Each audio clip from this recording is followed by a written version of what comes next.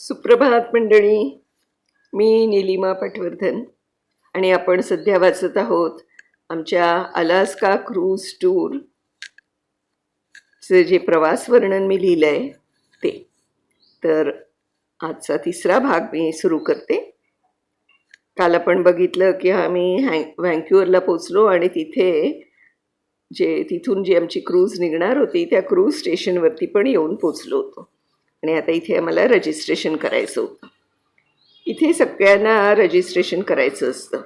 त्यासाठी आमच्या क्रूजचे app open करावं लागणार होतं. पण कालपर्यंत सुरू असणारे माझ्या फोनवरील ॲप आज ओपनच होईना. मग संजय सुषमाने प्रयत्न करून ते काम झालं एकदाचं.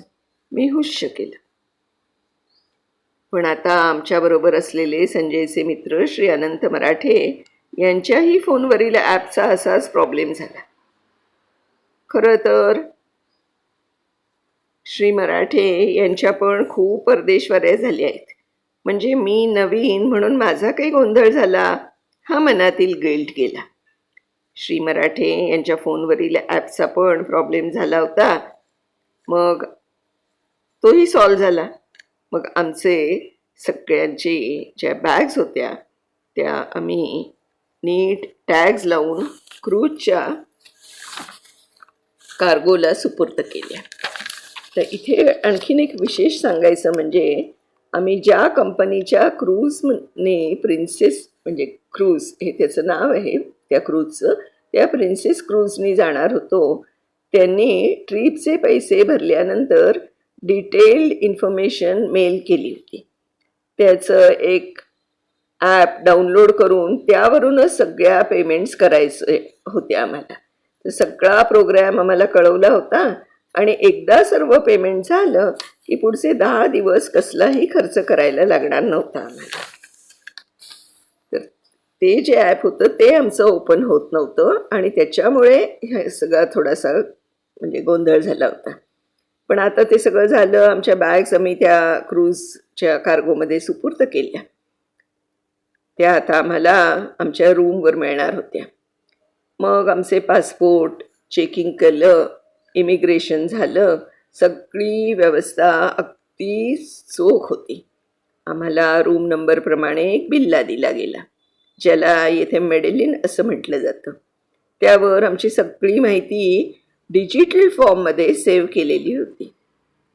हे मेडेलिन हीच आमच्या रूमची किल्ली पण असणार होती आणि आम्हाला क्रूजवर काही घ्यायचं असेल तरी तेच मेडेलिन दाखवून आम्हाला सगळ्या गोष्टी मिळणार होत्या. म्हणजे हा बिल्ला पुढच्या 7 दिवसांसाठी म्हणजे जोपर्यंत आम्ही क्रूजवर आहोत तेवढ्या दिवसांसाठी आमच्यासाठी अत्यंत मोलाचा होता. सगळ्यांनी आपापले मेडेलिन गळ्यात अडकवले आणि प्रवेशद्वाराकडे निघालो. तेथे एक गोव्याचा भारतीय तरुण स्वागतासाठी उभा होता. आपले भारतीय बांधव पाहून त्यानेही जरा म्हणजे आम्हाला छान ट्रीटमेंट दिली. खूप हसून दाखवलं जरा. मग खुलजा सिम सिम असं म्हणत मेडेलिन दाखवत आम्ही रूममध्ये प्रवेश केला. आता पुढचे 7 दिवस हेच आमचं घर असणार होतं. सगळे सोपस्कार उरकले होते. मग आम्ही जेवायला गेलो. सकाळपासून पोटात विशेष काही गेलं नव्हतं त्यामुळे प्रचंड भूक लागली होती. सगळ्यांना येथे खाण्यासाठी भरपूर ऑप्शन्स होते. सगळ्यांनी ताव मारला आणि मग परत रूमवर आलो. इथे खूप भारतीय सर्व्हिस स्टाफ होता. त्यांच्याकडून खूप माहिती मिळत होती.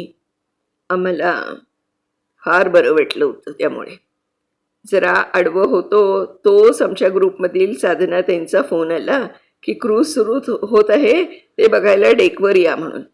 मग लगेच तिथे पोचलो. एवढ्यात एक छान प्रसंग अनुभवायला मिळाला.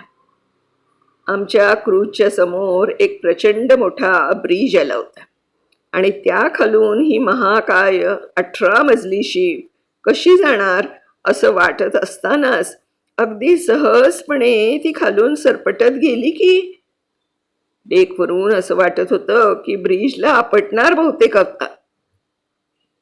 पण तसं काही झालं नाही आणि अगदी छान आरामात ती त्या ब्रिजच्या खालून निघाली. मग पुन्हा आम्ही रूमवर आलो. थोडा आराम करून पुन्हा डेकवर गेलो. सगळं भूलभुलैयासारखं वाटत होतं. 18 मजली शिप, कुठे कुठे लिफ्ट्स होत्या, कुठे एलिव्हेटर्स होती, कुठे काय होतं काहीच समजत नव्हतं. पण आम्ही सगळ्याची सवय करून घेत होतो हळूहळू. ग्रुपमध्ये सगळे खूप छान सपोर्ट होता. सगळे एकमेकांशी छान नीट म्हणजे मदत करत राहत होते. त्यामुळे मजा येत होती. जेवण करून रात्री रूमवर येऊन झोपलो. कारण आम्हाला म्हणजे आमच्या दुपारी जेव्हा आम्ही सगळं ते रजिस्ट्रेशन इमिग्रेशन सगळं करून आम्ही आलो होतो तेव्हा 3:30 वाजलेले होते. आणि मग जेवण करून रूमवरती गेलो आणि ते आमची जेव्हा ही सुरू झाली क्रूज त्यावेळेस साधारण 4:30 वगैरे वाजले असतील दुपारचे. त्यामुळे आता थकलेलो पण होतो त्यामुळे लगेच आम्ही झोपून गेलो रात्री. आता पुढचा जो दुसरा दिवस आहे क्रूजचा त्याचं वर्णन मी उद्या करीन मंडळी. तोपर्यंत बाय बाय.